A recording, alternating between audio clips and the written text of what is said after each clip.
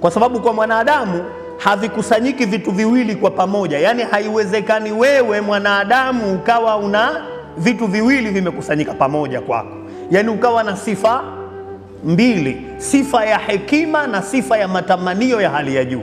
Kullama qawiyatil hikma dha'afatish shahwa, kila ambapo hekima zinapokuwa juu zaidi, basi utakuta matamanio yanafanya nini? Yanapungua. Yani siku zote wewe ukiwa una hekima, yani ukajiona una ongezeko la hikma, basi ujue matamanio ya mwanadamu huwa yanapungua. Alia Amirul Mu'minin anatuambia kwamba haziwezi zikakusanyika sifa hizi mbili, yani mtu akawa na matamanio na mtu akawa na hekima wakati huo. Kwa hiyo Mwenyezi Mungu Subhanahu wa Ta'ala, yeye kwanza anawataka watu gani?